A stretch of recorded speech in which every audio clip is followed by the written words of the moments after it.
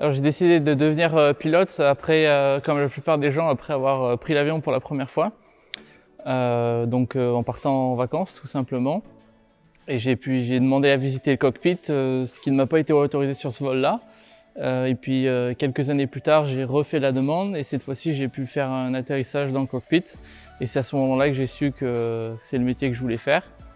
Parce que ça m'a vraiment impressionné. Et puis au final, les avions, en plus du métier, sont aussi des machines très intéressantes au niveau technique. Et puis le métier de pilote aussi est un métier un petit peu particulier qui allie beaucoup de compétences et donc c'est ce que j'ai voulu, c'est ce sur quoi j'ai voulu m'orienter. Alors j'ai trouvé Air Baltic Pilot Academy sur internet, sur le site internet.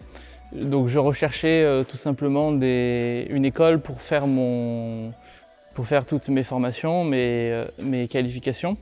Au début, je me suis orienté vers une formation à l'américaine, au Canada. Et puis, je suis tombé sur Air Baltic. Donc, pourquoi je voulais faire une formation au Canada? C'était notamment pour le prix, qui était beaucoup plus attractif que la plupart des écoles européennes. Et puis, je suis tombé sur l'offre d'Air Baltic, qui est sensiblement moins chère que la plupart des écoles qui proposent un ATPL intégré en Europe. Et donc j'ai trouvé le prix très intéressant pour la qualité de l'enseignement qui était donné, le fait que l'on vole sur des avions des DA40 tout neufs, et puis aussi le fait que l'accès à cette école dépendait en grande partie de nos compétences plutôt que des diplômes, puisque j'ai uniquement le baccalauréat. Donc j'ai décidé de devenir pilote une fois sorti du lycée. Et donc c'est ça aussi qui m'a conforté dans mon choix, dans le sens où simplement avec un baccalauréat, on nous donnait notre chance de prouver ce que l'on vaut aux sélections. Et puis si les sélections sont passées, de pouvoir être pris qu'avec le bac.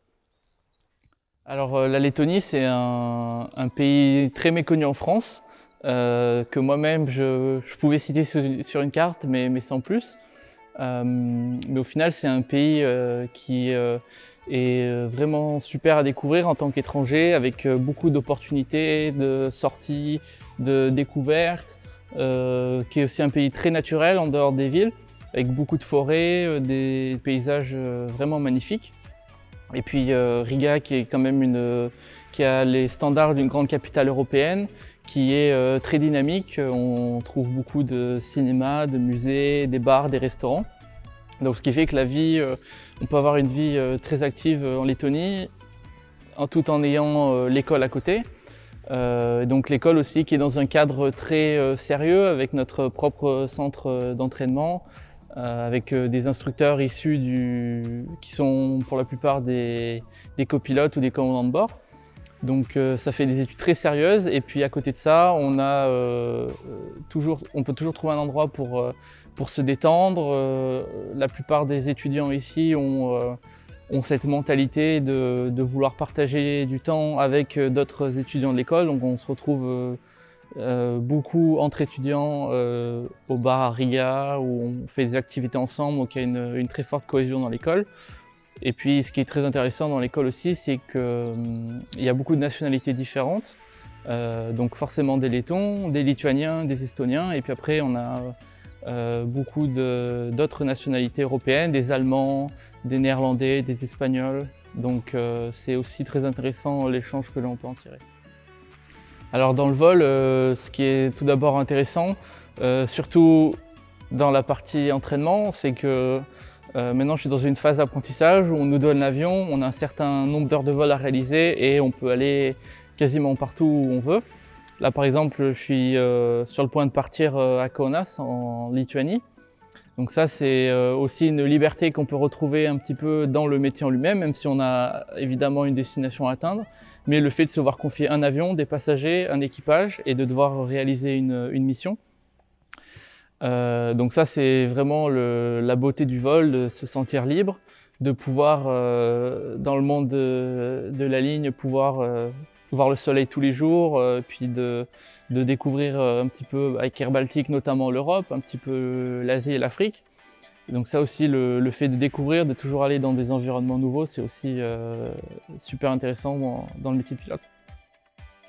Alors il ne faut pas se donner des barrières en se disant que parce que je n'ai pas fait maths sup, je ne peux pas devenir pilote. Ça c'est complètement faux.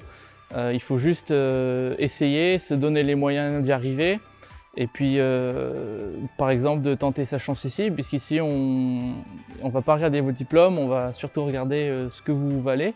Donc, c'est à vous de prouver que vous avez votre place ici. Et puis, si vous prouvez votre valeur, on vous donnera la place. Et ici, l'école ne fait pas de différence entre ceux qui ont des parcours d'ingénieur ou ceux qui sortent juste avec un diplôme de fin de lycée. Donc, je pense qu'il ne faut pas se donner de limite et puis il faut essayer.